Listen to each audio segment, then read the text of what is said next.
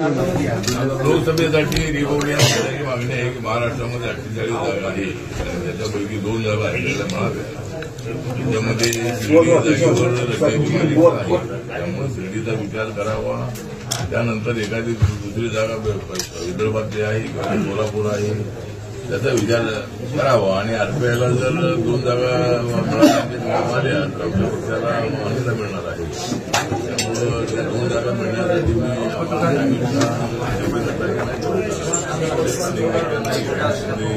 देवेंद्र फडणवीस अजितदादांवर बोलणार आहे आणि आरपीआयला 2 जागा मिळवल्या.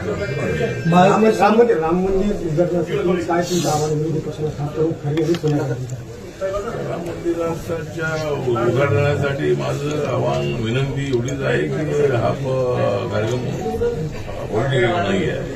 कार्यक्रम जो आहे धार्मिक आहे आणि त्याला ज्यांना निमंत्रण मिळालेलं आहे त्यांनी त्या कार्यक्रमाला आलं पाहिजे. मला निमंत्रण आलेलं आहे, त्यामुळे सर्व धर्म समोर होण्याची भूमिका बाबासाहेब आंबेडकरांच्या संविधानाने घेतलेली आहे.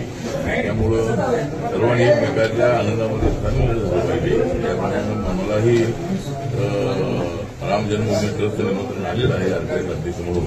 मी त्याला जाणार आहे. ज्यांना निमंत्रण आलेले आहे त्यांनी त्या कार्यक्रमाला जावं.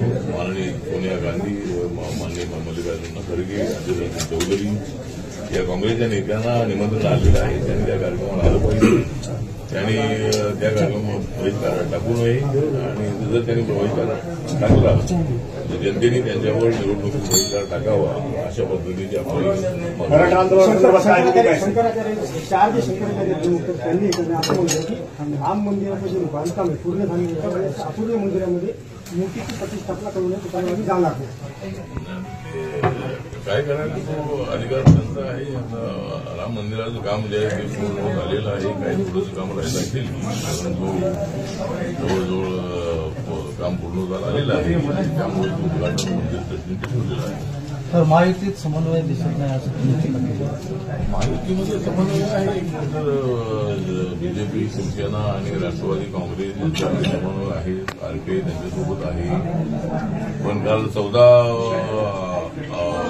जानेवारीच्या झालेल्या कार्यकर्त्यांच्या मेळाव्यामध्ये ही एकंदर करण्यात आलेली आहे आणि त्यामध्ये दुरुस्ती करून आम्ही सगळ्यांना घेऊन पुढे जावं असं आश्वासन या नेत्यांनी दिलेलं आहे. त्यामुळे महायुतीमध्ये समन्वय आहे. आम्ही बसून ज्या काही कृती आहे मराठा आंदोलनासंदर्भात काय भूमिका असेल? साहेब, उद्धव ठाकरे यांची महापत्रकार परिषद आहे आज. उद्धव ठाकरे यांची महापत्रकार परिषद काय सांगते? त्याच्याने महापत्रकार परिषद असतात, त्यांचे महामेळावे असतात, महासभा असतात, महापत्रकार परिषद असतात. त्यांना घेण्याचा अधिकार आहे. त्यांची भूमिका मांडण्याचा ते त्यासाठी ते स्वतंत्र आहे. त्यामुळे त्याच्याबद्दल काही मी बोलू शकत नाही. मराठा आंदोलनासंदर्भात सर्व पक्ष लोकसभेची तयारी करतात, मात्र राहुल गांधींनी अशा परिस्थितीमध्ये निवडणुकीचा माहोल असताना यात्रा काढली. प्रतिक्रिया द्या आणि त्याच्यावरती कविता भारत जोडो जे आहे ते राहुल गांधी जे आहे ते म्हणजे मी एवढंच सांगतो की राहुल गांधींना प्रधानमंत्री बनण्याची घाई झाली दिसते आहे. त्यामुळे एवढा निवडणुकीचा माहोल असतानाही पुन्हा ते लोकांच्या समोर जाण्याचा प्रयत्न करत आहे. अनेक वेळेला सांगितलं की जोपर्यंत या देशामध्ये आहे नरेंद्र मोदींची आंधी तोपर्यंत प्रधानमंत्री कसे बनतील राहुल गांधी. त्यामुळं राहुल गांधींना सध्या पंतप्रधान बनण्याची संधी अजिबात नाही. त्यांनी यात्रा काढावी, त्यांना तो त्यांचा अधिकार आहे.